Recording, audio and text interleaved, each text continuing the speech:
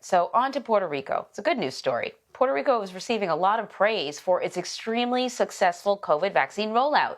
The U.S. territory's Department of Health reports that nearly 90% of people ages 12 and older have gotten at least one dose of a COVID-19 vaccine, and just over 80% are fully vaccinated. So for more on this, we're joined by Isabella Cueto. She is a Sharon Begley Stat Science Reporting Fellow at Stat News. Thanks so much for joining us. Well, it's nice to, report on good news related to COVID. How did Puerto Rico's vaccination campaign become so successful?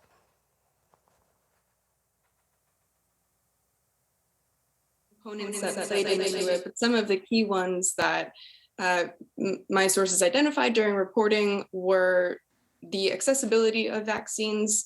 The island is full of pharmacies. Some people say there's pharmacies on every corner. You could pop in and get a vaccine, but not only there, they were vaccinating on beaches. They were going out to nightclubs and bar areas and vaccinating people there. They were going door to door and continue to go door to door with the booster shots. And they had mass vaccination clinics all around the island.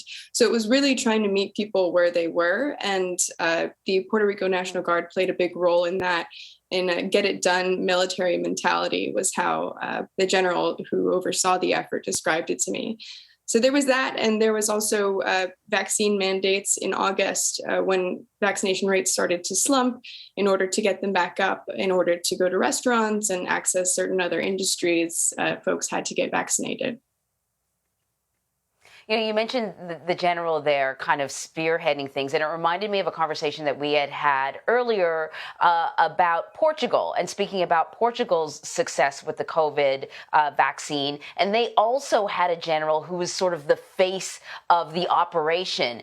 And one of the things that came out of that is that the whole procedure was not politicized the way it has been in other countries.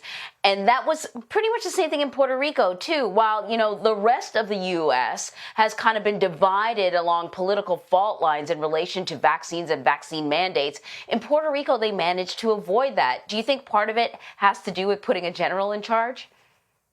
Well, I did ask him that, and he said he thought that definitely helped, where it wasn't necessarily politicians who were leading the effort, but it was a military general, and his face was everywhere. He's been there during the response to Hurricane Maria and other crises. He's from Puerto Rico, so that, along with using other influencers and health clinicians and other people who can appeal to certain parts of the population.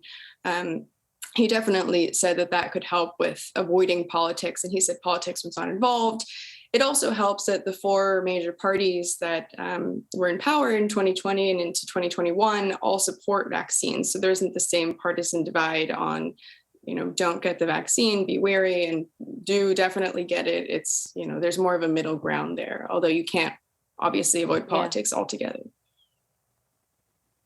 You brought up natural disaster preparedness, and in your article you speak to, I think it's a professor who sort of speculated that the Caribbean's experience with natural disasters may have prepared people better to get vaccinated. Can you talk about kind of that overlap and whether or not that may have also played a role?